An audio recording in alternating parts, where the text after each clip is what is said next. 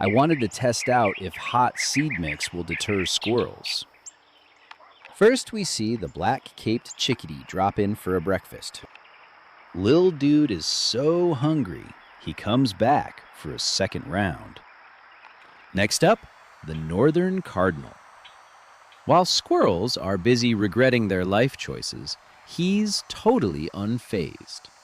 Birds actually lack the receptors to feel the heat of capsaicin. Next is the red-bellied woodpecker. Despite the name, it's that zebra-striped back and red crown you'll notice first. He's a fan of the spicy mix, using that long, barbed tongue to snag seeds the squirrels won't touch.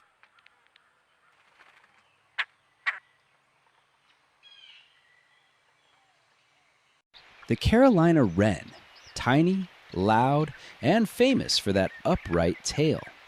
They're high-energy insect eaters, but they'll happily swoop in for a spicy snack while the squirrels are busy cooling off their tongues.